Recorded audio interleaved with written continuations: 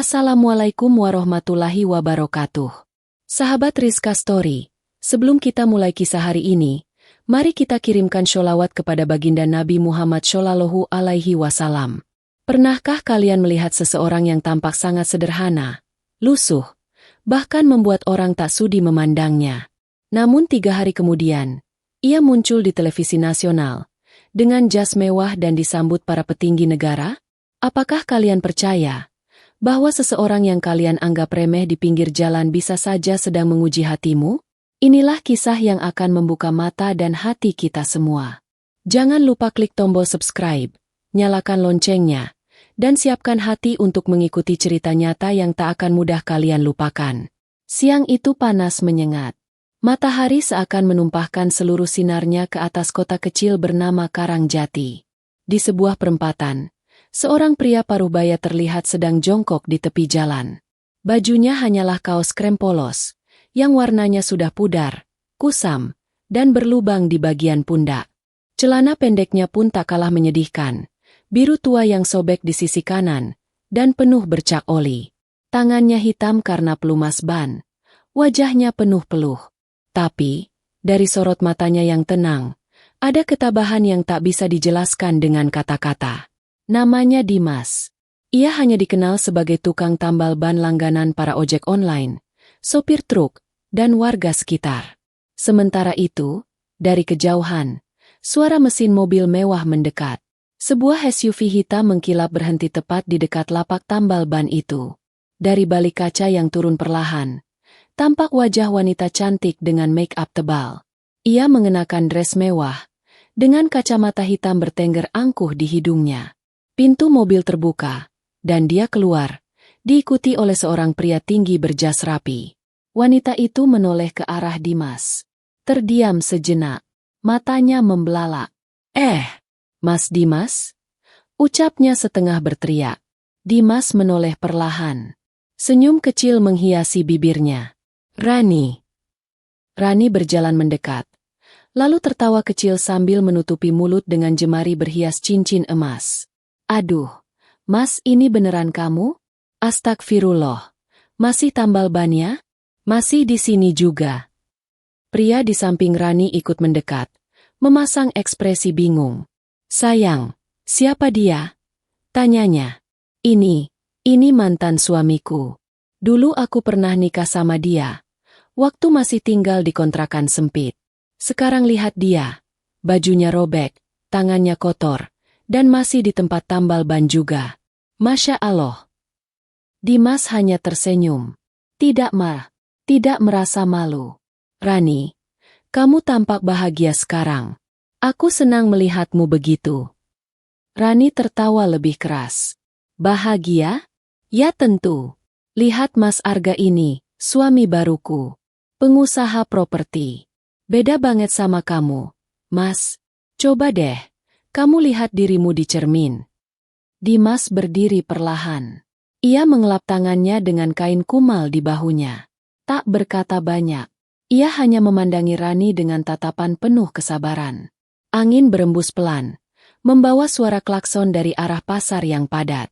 "Rani, hidup itu nggak selalu seperti yang kelihatan." Rani mendengus. "Ya, itu jelas. Karena hidup kamu kelihatan banget gagal." Arga, sang suami baru, tersenyum sinis. "Kita pergi aja, sayang. Kasian juga lihat tempat ini. Kotor banget."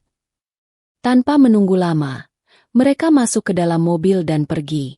Dimas hanya berdiri di sana, menatap mobil yang menjauh. Di tangannya, masih tergenggam sebuah obeng kecil yang tadi digunakan untuk mencongkel paku dari ban bocor. Beberapa tukang ojek yang biasa nongkrong di dekat warung kopi terdiam. Salah satunya mendekat. "Mas Dimas, itu mantan jenengan Tea?" Dimas tersenyum. "Iya, Mas. Dulu dia yang masakin nasi tiap pagi." "Masya Allah, nyesek yo, Mas, dihina begitu." "Tidak apa-apa. Kadang Allah menguji kita bukan hanya dengan kemiskinan, tapi juga dengan kesabaran." Dimas kembali duduk, mengisi udara di dalam ban motor milik pelanggan yang baru datang. Hari itu berlalu seperti biasa. Dimas menambal 6 ban bocor, membantu 2 ibu-ibu yang ban motornya pecah di tengah jalan, dan sempat memberi 1 bungkus nasi kepada anak kecil yang kelaparan. Tapi tak ada yang tahu bahwa lelaki lusuh itu bukan sembarang orang. 3 hari setelah pertemuan itu, sebuah baliho besar berdiri megah di tengah kota. Grand Opening Dimas Mart Karangjati cabang ke-27. Wajah pria bertopi putih, berjanggut tipis, mengenakan jas hitam dan kemeja putih berdasi merah, terpampang di spanduk itu. Rani yang sedang duduk santai di ruang keluarga, sambil menggulir layar ponselnya, tiba-tiba membeku. Ia mengenali wajah itu. Wajah yang 3 hari lalu ia hina habis-habisan. Wajah pria yang dulu pernah ia tinggal karena tak tahan hidup susah. "Ah, Arga, ini Mas Dimas?" Tanyanya dengan suara bergetar. Arga menoleh. "Mana?" "Ini, CEO Dimas Mart." Wajah Arga ikut berubah. Ia mengambil ponsel dari tangan istrinya, lalu membaca dengan suara keras. Dimas Hadi Prakoso, CEO Dimas Mart Group, dari tukang tambal ban menjadi pemilik ratusan cabang retail modern. Tapi siapa sebenarnya Dimas? Apa yang ia sembunyikan selama ini? Bagaimana bisa seseorang yang hidupnya terlihat begitu susah, ternyata adalah pemilik jaringan usaha besar? Cerita ini belum selesai. Justru, ini baru permulaan. Angin sore menerpa dedaunan pohon jati di pinggiran kota Karangjati. Cahaya matahari yang menguning menembus sela-sela dahan, menyinari rumah petak sederhana berdinding semi bata dan kayu, tempat Dimas tinggal selama beberapa tahun terakhir. Di terasnya yang kecil, Dimas duduk bersila, mengenakan sarung, memegang mushaf. Suaranya lirih melafalkan ayat demi ayat, diselingi hembusan napas panjang. Meski sederhana, rumah itu bersih, rapi, dan terasa hangat. Aroma kayu bakar dari dapur menambah suasana tenang yang jauh dari hiruk-pikuk kota. Selesai membaca, Dimas menutup mushaf dengan lembut. Ia menatap ke langit yang mulai merah jambu.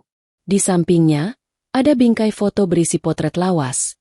Dirinya dan Rani sedang berdiri di depan rumah kontrakan sempit bertembok semen kasar. Mereka berdua masih muda, tersenyum lebar meski pakaian seadanya. Bayangan masa lalu pun menyeruak dalam ingatan. 7 tahun lalu, Dimas adalah seorang mandor proyek bangunan di sebuah developer lokal. Ia dikenal sebagai pekerja keras, jujur, dan tidak neko-neko. Dari pekerjaannya itulah, ia bertemu dengan Rani, gadis kasir minimarket yang lugu dan polos. Mereka saling suka, lalu menikah secara sederhana. Hidup mereka tidak mewah, tapi bahagia. Dimas selalu pulang membawa buah tangan kecil untuk Rani, entah gorengan 5.000, es dawet, atau sekadar teh botol dingin. Namun, badai kehidupan datang tanpa pemberitahuan. Proyek yang ia tangani tiba-tiba dihentikan karena bos perusahaannya kabur bawa uang investor.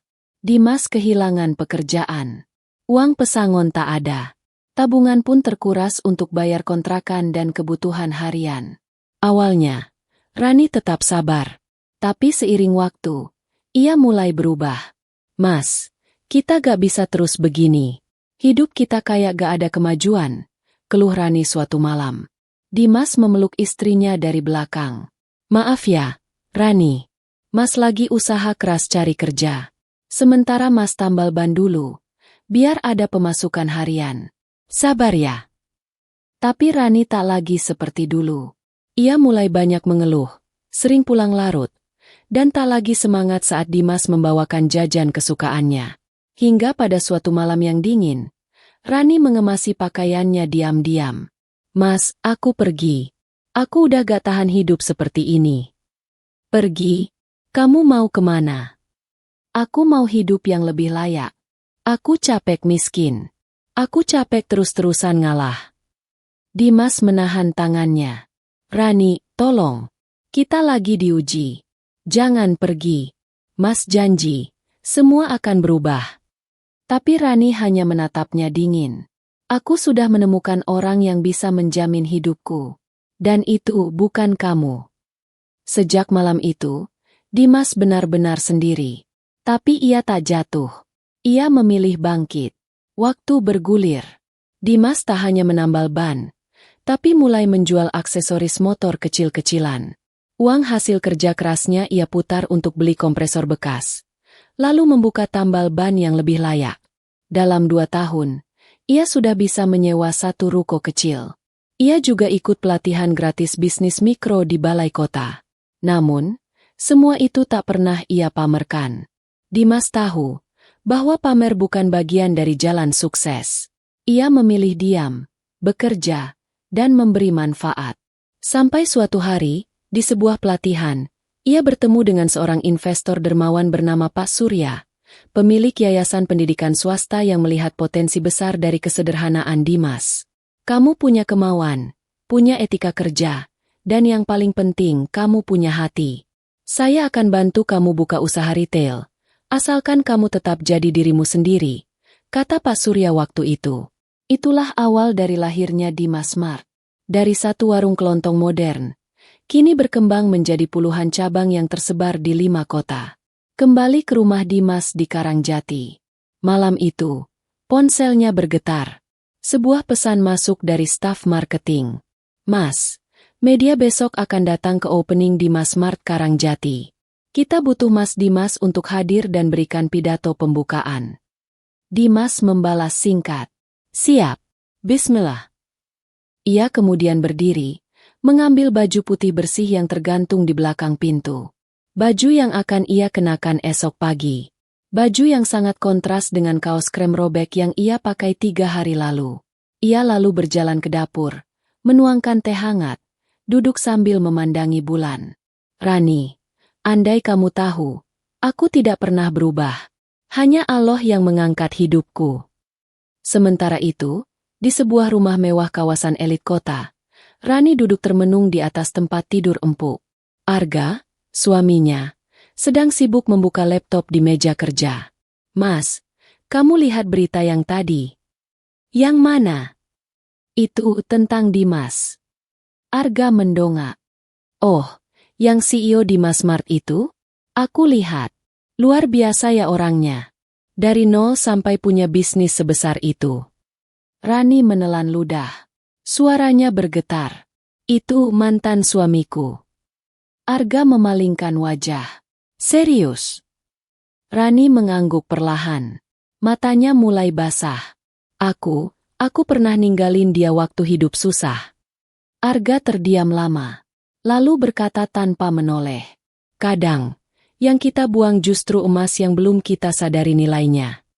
Dan malam itu adalah awal dari badai penyesalan yang akan terus menghantui Rani di bab-bab berikutnya. Pagi di Karangjati disambut langit cerah tanpa awan. Burung-burung bersahut-sahutan di pohon angsana, seolah tahu bahwa hari ini bukan pagi biasa. Di pusat kota, tepat di seberang alun-alun, sebuah bangunan baru dengan papan nama besar berwarna merah menyala berdiri mencolok, Dimas Mart. Di depan pintu, karpet merah digelar. Beberapa petugas keamanan dan panitia sibuk menata kursi dan sound system. Spanduk-spanduk ucapan selamat dari pejabat daerah dan kolega bisnis berjajar di sepanjang jalan. Tampak pula beberapa wartawan dari media lokal hadir, lengkap dengan kamera dan mikrofon. Di sisi lain kota, di rumah kecil nan bersih itu, Dimas duduk di depan cermin sederhana. Ia memakai kemeja putih lengan panjang, jas hitam sederhana, dan jam tangan tua pemberian mendiang ayahnya. Tak lupa, selembar peci hitam ia kenakan, melengkapi penampilannya hari itu. Pagi itu, wajah Dimas berbeda dari biasanya.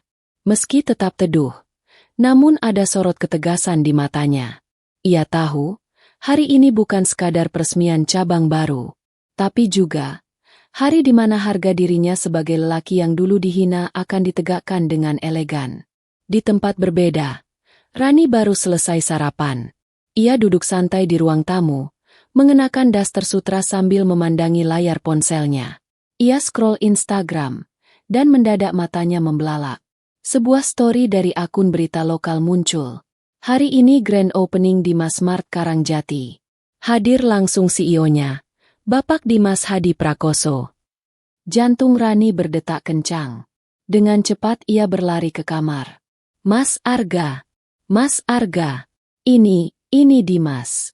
Dia datang ke Karangjati. Arga yang sedang menyetrika dasinya hanya menjawab dingin. Loh, terus kenapa? Dia itu yang kita hina 3 hari lalu. Yang tambal ban itu. Mas. Ternyata dia CEO di Mas Mart. Astagfirullah. Mas, aku malu banget. Arga terdiam sesaat. Lalu ia menatap istrinya dan berkata, kita datang ke sana. Rani kaget. Hah? Ngapain? Kalau memang dia mantanmu, dan dia jadi orang sukses sekarang, ya sudah, kita hadiri. Aku juga ingin tahu, seberapa besar dia sekarang. Rani gelisah. Wajahnya pucat. Tangannya gemetar saat mengenakan gaun merah marun dan high heelsnya. Perasaan takut, malu, dan penasaran bercampur jadi satu. Di lokasi pembukaan, puluhan warga sudah berkerumun. Ada yang sekadar ingin tahu, ada pula yang berharap dapat kupon belanja gratis. Musik instrumental mengalun pelan. Seorang MC berdiri di panggung kecil dan mulai berbicara. Hadirin yang berbahagia, marilah kita sambut dengan hangat Bapak Dimas Hadi Prakoso, pendiri sekaligus CEO dari jaringan retail Dimas Mart. Tepuk tangan bergemuruh. Dimas naik ke panggung dengan langkah tenang. Ia tersenyum, lalu membungkuk sopan ke arah tamu dan warga. Assalamualaikum warahmatullahi wabarakatuh. Saya bersyukur kepada Allah yang Maha membolak-balikan hidup manusia. 7 tahun lalu, saya pernah berada di titik terendah. Tapi Allah perlihatkan bahwa dengan niat baik dan kerja keras, jalan akan selalu terbuka. Semua orang terdiam, terkesima. Beberapa mata bahkan berkaca-kaca. Tak sedikit yang mengenali wajah Dimas sebagai tukang tambal ban yang ramah di pinggir jalan. Rani dan Arga tiba di lokasi, berdiri di antara kerumunan. Wajah Rani tertunduk dalam-dalam, berusaha tak terlihat. Tapi ia tahu, tak mungkin ia sembunyi dari mata Dimas. Selesai sambutan, Dimas turun dari panggung. Ia disambut beberapa tokoh desa dan aparat pemerintah. Namun di sela-sela itu, pandangan matanya menangkap sosok yang berdiri agak di belakang. Rani dan suaminya. Dimas menghampiri mereka, membuat kerumunan warga otomatis memberi jalan. Rani. Sapa Dimas dengan senyum tenang. Rani memaksakan senyum. Mas Dimas. Aku nggak tahu harus bilang apa. Arga ikut bicara. Saya. Arga. Kami nggak tahu, Mas, kalau ternyata. Dimas menatap mereka berdua. Tak ada nada sombong. Hanya kedewasaan yang terpancar. Mas Arga, Mbak Rani, tidak apa-apa. Saya tidak menyimpan dendam. Justru saya berterima kasih. Karena kehilangan kalian, saya jadi punya alasan kuat untuk bangkit. Rani menggigit bibir. Matanya mulai berkaca-kaca. Aku minta maaf, Mas. Aku hina kamu waktu itu. Padahal aku nggak tahu siapa kamu sebenarnya. Sudah berlalu, Rani. Tidak semua yang kelihatan lusuh itu rendah. Tidak semua yang berdebu itu kotor. Dimas lalu melirik ke arah seorang anak kecil yang berlari menghampirinya. Ia menggendong anak itu dan tersenyum. Kenalkan, ini anak angkat saya. Ibunya meninggal saat melahirkan. Saya yang rawat sekarang. Rani makin terkejut. Ia tak hanya melihat mantan suaminya menjadi orang sukses, tapi juga menjadi sosok yang sangat bertanggung jawab. Arga menunduk. Ia merasa kecil. Mas Dimas, jika ada kerjasama bisnis, saya siap bantu support. Ujar Arga, berusaha memulihkan harga dirinya. Dimas tersenyum, lalu menjawab pelan. Saya percaya, Allah sudah atur semua rezeki. Saya jalani saja yang dititipkan pada saya. Setelah peresmian, Dimas pulang ke rumah sederhananya. Ia tak pernah mau tinggal di rumah mewah, meski mampu. Ia tetap bangun subuh, menambal ban di hari-hari biasa, dan menyatu dengan rakyat kecil. Sementara Rani duduk di balkon rumah mewahnya. Tangannya memegang foto lama bersama Dimas, yang dulu ia buang ke tumpukan barang bekas. Kini, ia ambil kembali dan bersihkan dari debu. Maafkan aku, Mas. Bisiknya. Tapi semua sudah terlambat. Dimas sudah jauh melangkah. Malam turun perlahan di kota Karangjati. Cahaya bulan menggantung tinggi, menyinari rumah-rumah yang mulai tenang. Tapi di sebuah sudut kawasan elit, suasana hati seorang wanita tengah bergolak hebat. Rani berdiri di depan cermin besar di kamarnya. Makeup di wajahnya masih utuh, tapi sorot matanya kosong. Gaun merah marun yang tadi membuatnya percaya diri, kini terasa seperti penjara. Ia memandang dirinya sendiri, seolah bertanya, apa yang sudah aku lakukan? Kenapa aku meninggalkan dia dulu? Ia kembali ke tempat tidur, duduk di tepi ranjang sambil membuka media sosial. Semua platform hari itu penuh dengan berita tentang peresmian Dimas Mart cabang Karangjati. Video pidato Dimas viral. Warganet membanjiri kolom komentar dengan pujian. Orang sabar pasti menang. Salut buat Pak Dimas. Masya Allah. Dari tambal ban jadi CEO. Inspiratif banget. Tampak biasa di luar, ternyata luar biasa di dalam. Rani membaca satu persatu komentar itu dengan gemetar. Ia menutup ponsel, lalu merunduk, menutup wajahnya dengan kedua tangan. Tangisnya pecah tanpa bisa dibendung. Sementara itu, di rumah sederhana di ujung jalan desa, Dimas tengah duduk di beranda. Di tangannya ada segelas teh panas. Anak angkatnya, Dani, yang berusia 5 tahun, sudah terlelap di kamar. Dimas menatap langit malam. Bukan karena bangga atau ingin membalas dendam. Tapi karena ia tahu, semua ini adalah bagian dari takdir yang harus dijalani dengan sabar. Ia ingat saat dulu hanya punya uang Rp5.000 untuk makan berdua bersama Rani. Ingat saat hujan deras, atap bocor, dan mereka tidur sambil memegangi baskom. Ia juga ingat saat Rani pertama kali bilang ingin menyerah. Keesokan paginya, Karangjati kembali ramai. Tapi tidak seperti hari-hari biasa. Banyak warga yang mulai sadar bahwa lelaki tambal ban yang dulu mereka anggap remeh, ternyata adalah pemilik dari usaha yang kini menyerap tenaga kerja lokal terbanyak di daerah itu. Beberapa orang mulai menoleh penuh hormat saat melihat Dimas lewat di jalan. Assalamualaikum, Pak Dimas. Waalaikumsalam. Sehat, Bu? Alhamdulillah. Niki anakku diterima kerja di Dimas Mart. Pak, matur nuwun sanget. Dimas hanya mengangguk, lalu melanjutkan langkahnya menuju lapak tambal ban. Ia tetap membuka lapak kecilnya. Meski sekarang ada belasan manajer yang bekerja di bawahnya, dan puluhan staf di kantor pusat Dimas Mart Group, ia tetap memilih tinggal di desa, hidup sederhana, dan menyatu dengan rakyat. Namun, tidak semua orang menerima kenyataan ini dengan mudah. Rani, yang kini menjadi bahan gunjingan tetangga karena video pertemuannya dengan Dimas beredar luas, merasa makin tertekan. Ia bahkan sempat tak keluar rumah selama 2 hari. Tetangga kompleks berbisik saat melihatnya lewat. Itu loh, istri pengusaha yang kemarin ngatain mantan suaminya tambal ban. Ternyata mantannya lebih kaya. Katanya sekarang nyesel berat, tapi ya gimana, nasi udah jadi bubur. Arga, suaminya, berusaha menenangkan Rani. Kita gak bisa ubah masa lalu, Ran. Tapi jangan makin jatuh karena malu. Kita jalanin aja hidup kita. Rani hanya diam. Tapi dalam hatinya, ia tahu, luka yang satu ini tidak mudah sembuh. Hari berikutnya, Dimas menerima undangan dari Camat Karangjati. Ia diminta menghadiri forum ekonomi desa dan menjadi pembicara utama. Dalam forum itu, Dimas menceritakan perjalanan hidupnya dari bawah, bukan untuk pamer, tapi agar jadi inspirasi. Jangan remehkan pekerjaan kecil, ucap Dimas di forum itu. Saya mulai dari tambal ban, tapi Allah kasih jalan karena saya tidak menyerah. Jangan pernah anggap rendah orang yang kerja keras. Meskipun bajunya sobek dan tangannya kotor. Tepuk tangan bergemuruh. Beberapa peserta terlihat menitikan air mata. Di luar gedung, diam-diam Rani datang. Ia mengenakan kerudung panjang, berdiri jauh di kerumunan warga yang menonton lewat layar proyektor. Matanya sembab, tak berani masuk.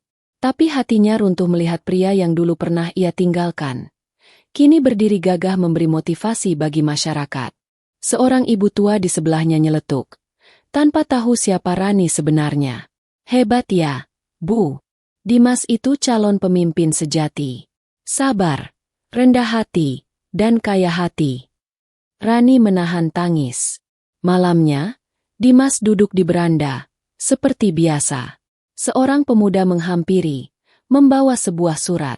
Pak Dimas, ini surat dari istri Pak Arga, Bu Rani. Dimas membuka pelan. Di dalamnya hanya ada selembar kertas. Isinya singkat. Mas Dimas, aku tahu aku tak pantas bicara banyak. Aku hanya ingin bilang satu hal. Maaf, dan terima kasih karena pernah mencintaiku tanpa syarat. Semoga Allah selalu melindungimu. Dimas menutup surat itu. Lalu tersenyum kecil. Allah Maha Tahu. Cukuplah itu. Ia melipat surat itu, lalu menyimpannya di dalam kitab suci yang tergeletak di meja. Tak perlu membalas. Karena balasan terbaik adalah kemuliaan hidup yang lahir dari kesabaran. Matahari belum sepenuhnya naik saat Arga duduk di ruang kerja pribadinya, mengenakan setelan kasual dengan gelas kopi yang belum disentuh. Ia menatap layar laptop, menelusuri profil bisnis Dimas Mart Group di sebuah portal berita ekonomi nasional. Tangannya berhenti menggulir ketika menemukan sebuah artikel dengan judul mencolok. Dimas Hadi Prakoso, dari tambal ban pinggir jalan, kini punya lebih dari 80 cabang retail di Pulau Jawa. Wajah Arga menegang. Perlahan ia menggeser kursor ke bagian bawah, membaca pelan-pelan setiap detail. Tidak banyak yang tahu bahwa Dimas Hadi adalah salah satu donatur utama untuk beberapa yayasan pendidikan anak yatim, pembangunan masjid, serta program UMKM berbasis syariah.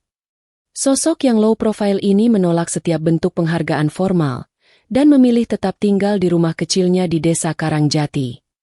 Arga menyandarkan tubuhnya ke kursi. Sebagai seorang pengusaha menengah di bidang properti, harga dirinya terusik. Ia merasa tersaingi, bahkan oleh pria yang dulu ia anggap hina, hanya karena bajunya dekil dan tangannya kotor. Tak lama kemudian, Rani masuk ruangan, membawa piring berisi roti bakar. Mas, sarapan dulu. Arga tak langsung menyambut. Ia hanya berkata pelan. Kamu tahu gak, net profit per bulan di Dimas Mart hampir 2 kali lipat dari total proyek kita. Rani terdiam. Hatinya mencelos. Loh, dari mana Mas tahu? Website bisnis. Dia punya konsultan keuangan, punya tim hukum, bahkan katanya jadi salah satu penyokong koperasi pesantren nasional. Rani duduk perlahan di sofa. Sorot matanya lesu. Ia tahu, sejak insiden di acara peresmian itu, suaminya mulai merasa kalah. Dan baginya, itu jauh lebih menyesakkan dari sekadar malu. Mas, aku minta maaf. Aku gak pernah tahu kalau Dimas bakal jadi seperti sekarang. Ran, kamu bukan cuma kehilangan suami. Kamu kehilangan pria luar biasa yang bahkan gak pernah menyombongkan apapun yang dia capai. Rani tertunduk. Bibirnya bergetar. Aku salah, Mas. Arga menatap istrinya lama, lalu bangkit berdiri, mengambil kunci mobil.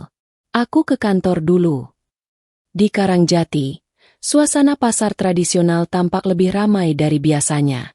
Warga berkumpul di salah satu lapak kios kecil yang telah direnovasi. Kios itu dulunya hanyalah warung reot tempat jualan sembako. Tapi kini, sudah berlabel resmi sebagai agen Dimas Mart Mikro. Ibu-ibu tampak senang.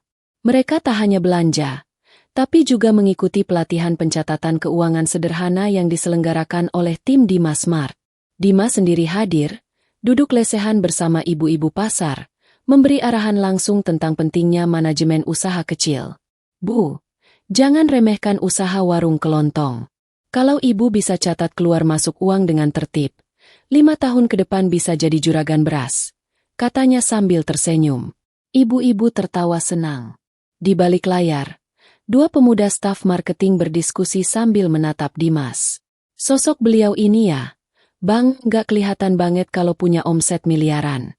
Sering turun ke bawah, dan tetap tinggal di rumah sempit. Emang, Pak Dimas pernah bilang, hartaku hanya titipan. Jika Allah mau ambil lagi, aku harus siap kapanpun. Namun, sebuah kejadian mengejutkan terjadi sore itu. Arga muncul di depan toko utama Dimas Mart. Ia mengenakan pakaian rapi, menenteng map besar. Awalnya, staf mengira ia bagian dari investor. Tapi begitu melihat isi map itu, ekspresi mereka berubah tegang. Dimas yang sedang berbincang dengan camat setempat langsung didatangi asistennya. "Pak Dimas, ada seseorang bernama Arga. Katanya ingin menunjukkan dokumen penting." Dimas mengangguk. Ia berdiri dan menghampiri Arga yang menunggunya di ruang belakang toko. "Assalamualaikum." Sapa Dimas tenang. Arga membalas kaku. "Waalaikumsalam. Saya gak akan berlama-lama. Ini, proposal kerjasama bisnis." Dimas membuka map itu. Matanya bergerak pelan dari satu halaman ke halaman lain. Ia membaca dengan penuh perhatian. Tak satu pun nada meremehkan keluar dari mulutnya. "Saya lihat ada banyak potensi, Mas Arga. Tapi, kenapa Anda tertarik kerjasama dengan saya sekarang?" Arga tak menjawab cepat. Ia menunduk, lalu menghela napas panjang. "Karena saya tahu, saya sedang bicara dengan seseorang yang jauh lebih besar daripada yang selama ini saya bayangkan." Dimas menatapnya dalam. "Saya bukan lebih besar, Mas. Saya hanya orang kecil yang diberi amanah lebih besar. Dan saya tidak mengejar kerjasama, saya mengejar manfaat untuk orang banyak." Arga menelan ludah. Ia merasa ditampar secara halus. Dimas lalu menutup map itu dan mengembalikannya dengan senyum tenang. "Insya Allah, saya akan pertimbangkan, Mas Arga. Tapi tolong sampaikan ke Rani, saya sudah memaafkannya. Sejak lama. Jangan lagi bawa rasa bersalah dalam hidupnya. Itu berat. Saya sudah legawa." Di rumah, malam itu Rani kembali menangis. Namun bukan karena iri, atau malu, atau kecewa. Tapi karena ia sadar, ia pernah dicintai oleh laki-laki paling ikhlas yang pernah ia temui. Dan ketika ia kehilangan Dimas, sesungguhnya ia kehilangan segalanya. Malam itu sunyi. Angin menyapu dedaunan dengan pelan, menebar aroma tanah basah bekas hujan sore tadi. Di dalam rumah mewah bergaya minimalis, Rani duduk sendirian di ruang tengah. Tak ada musik yang biasa ia nyalakan. Tak ada acara televisi yang menarik perhatian. Hanya suara detak jam dinding yang terdengar, perlahan dan menyesakkan. Di tangannya, tergenggam selembar foto lama. Foto itu sudah agak kusam, terlipat di sudut, tapi masih jelas menggambarkan dua orang muda duduk di depan rumah kontrakan sederhana. Dimas mengenakan kaos putih lusuh dan celana pendek. Sementara Rani, dalam balutan daster motif bunga-bunga kecil, memegang setoples kerupuk. Wajah mereka terlihat bahagia. Sederhana, tapi utuh. Rani memandang foto itu lama. Setetes air mata jatuh, diikuti tetesan lainnya. "Kenapa aku begitu bodoh, Mas?" Gumamnya lirih, hampir tak terdengar. "Padahal kamu pernah menjadi satu-satunya orang yang percaya aku bisa menjadi istri yang baik." Esoknya, Rani bangun lebih pagi dari biasanya.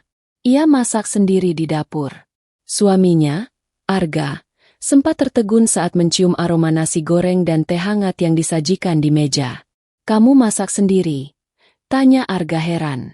Rani hanya mengangguk, lalu berkata pelan, "Aku pengen kembali ke versi diriku yang dulu, yang gak malu masak, gak gengsi bantu suami, dan gak sibuk cari validasi orang lain."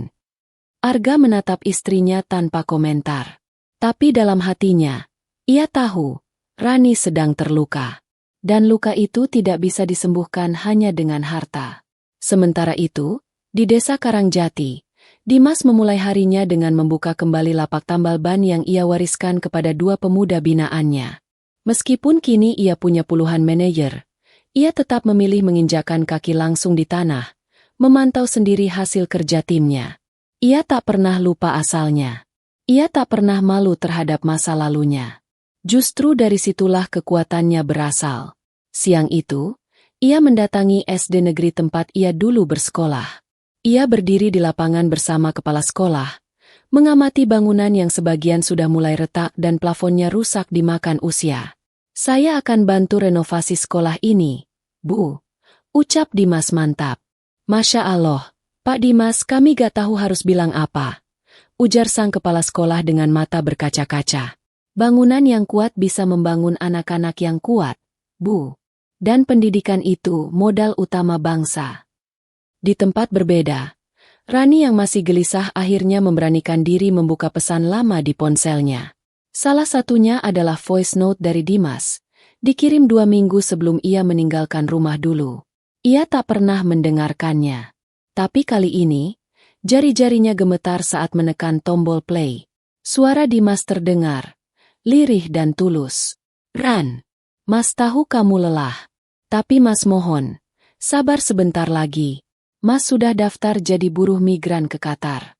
Mas gak pengen kamu hidup begini terus. Mas akan kerja apa saja, asal kamu tetap jadi istriku, dan kita bisa bahagia bareng nanti. Jangan tinggalkan Mas ya. Kita pernah janji di depan orang tuamu. Rani tak kuat lagi. Ia menangis terisak, menggigit ujung selimut, menyesali keputusan tergesa yang ia ambil bertahun-tahun lalu. Ia bahkan belum pernah membalas voice note itu, hingga kini. Dan yang lebih menyakitkan, Dimas tidak pernah memintanya kembali. Karena bagi Dimas, cinta bukan memaksa, tapi melepaskan. Jika itu yang terbaik.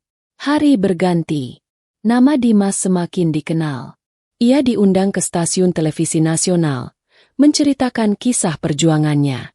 Dalam satu sesi wawancara, pembawa acara bertanya, Pak Dimas, adakah seseorang yang paling berjasa dalam hidup Bapak, yang membuat Bapak jadi seperti sekarang?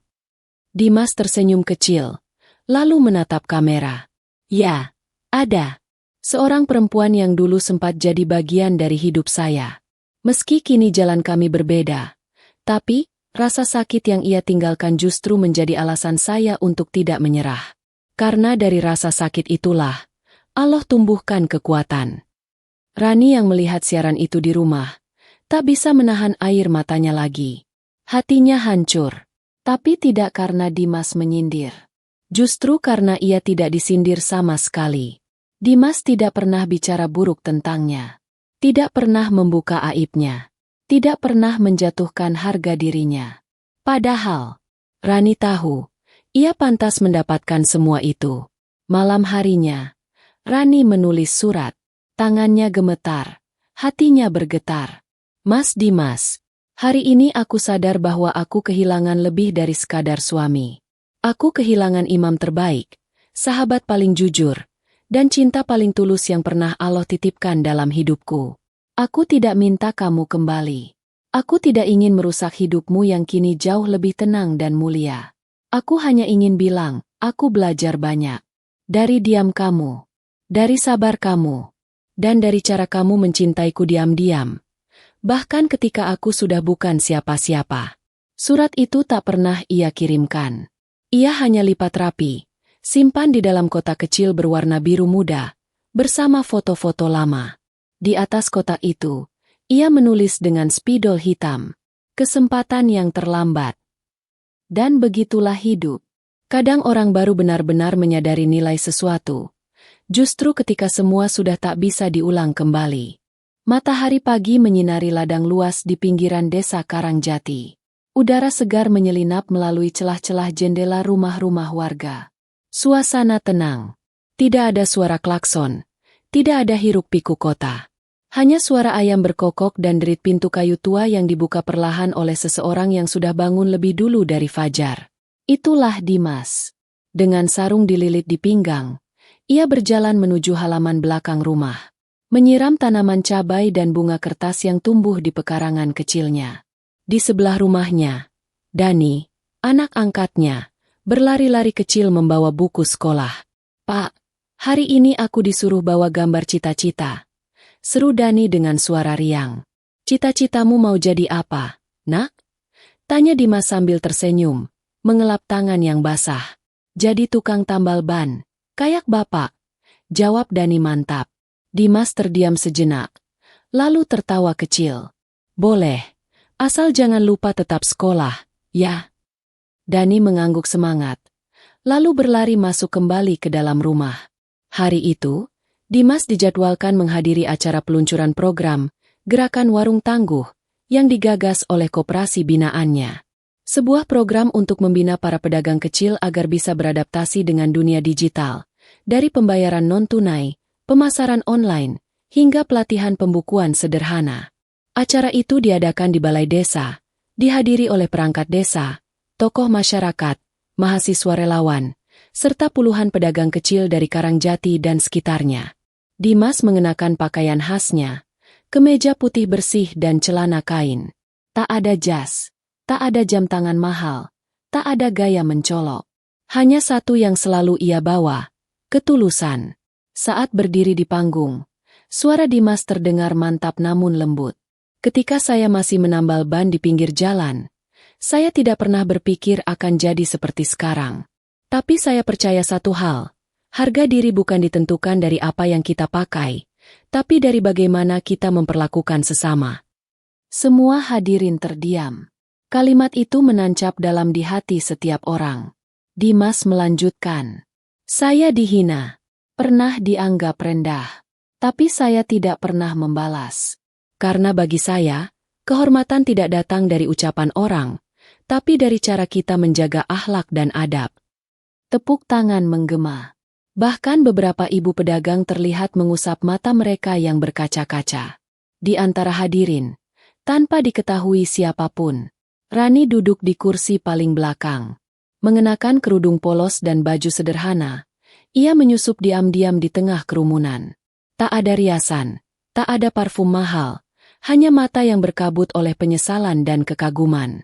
Ia melihat Dimas berdiri di depan ratusan orang, tak menyebut siapapun yang menyakitinya, tak mengungkit masa lalu, bahkan tak menunjukkan seujung kuku pun kesombongan. Dan saat itu, Rani tahu, Dimas bukan lagi sekadar pria yang dulu ia tinggalkan. Ia adalah lelaki yang menang, bukan karena hartanya, tapi karena hatinya. Selesai acara, Rani pulang diam-diam. Tak ingin Dimas tahu ia hadir. Di sepanjang perjalanan pulang, ia menatap keluar jendela mobil. Di jalan yang sama, ia pernah menghina Dimas. Di tempat yang sama, ia pernah membanggakan suami barunya sambil menertawakan masa lalu. Namun kini, tempat itu menjadi saksi paling kuat dari kejatuhan harga dirinya sendiri. Beberapa hari kemudian, sebuah undangan datang ke rumah Dimas. Undangan itu bukan undangan biasa. Bukan pesta pernikahan, bukan acara syukuran, tapi undangan untuk menghadiri peresmian sebuah masjid yang dibangun dari dana wakaf pribadi Dimas dan hasil keuntungan bersih dari Dimas Mart Group selama 2 tahun terakhir. Masjid itu dinamai Masjid Al-Hikmah Karangjati. Satu hal yang menarik perhatian banyak orang adalah prasasti di halaman masjid itu. Di batu marmer putih itu tertulis, "Dibangun atas nama orang-orang yang pernah melukaiku, yang dengan izin Allah, menjadikanku lebih kuat dan lebih bijak." Warga yang membaca prasasti itu hanya bisa menunduk dan merenung. Dan Rani, yang juga hadir malam itu, berdiri jauh di sudut lapangan, hanya bisa menatap dari kejauhan. Ia tak berani melangkah lebih dekat. Bukan karena takut dimarahi, tapi karena ia sadar. Ia sedang berdiri di depan lelaki yang tidak pernah membalas sakit hati dengan dendam, tapi dengan kebaikan yang menampar kesadaran siapapun yang pernah meremehkannya. Di akhir acara, seorang wartawan mendekati Dimas dan bertanya, "Pak, kalau seandainya waktu bisa diulang, apa Bapak ingin hidup yang berbeda dari sekarang?" Dimas tersenyum. "Tidak, saya bersyukur pernah merasakan lapar, dihina, ditinggalkan, dan jatuh. Karena tanpa itu semua, saya tidak akan belajar bagaimana caranya naik." Malam itu, di teras rumahnya yang sederhana, Dimas duduk bersama Dani, membacakan cerita sebelum tidur. Lampu redup temaram menemani mereka. Udara sejuk, langit cerah. Dimas menatap bintang-bintang. Dan dalam hatinya, ia berbisik, "Terima kasih, ya Allah, karena telah menjadikan aku rendah di mata manusia, agar aku tahu bagaimana cara berjalan tenang, tanpa harus menginjak orang lain." Tamat.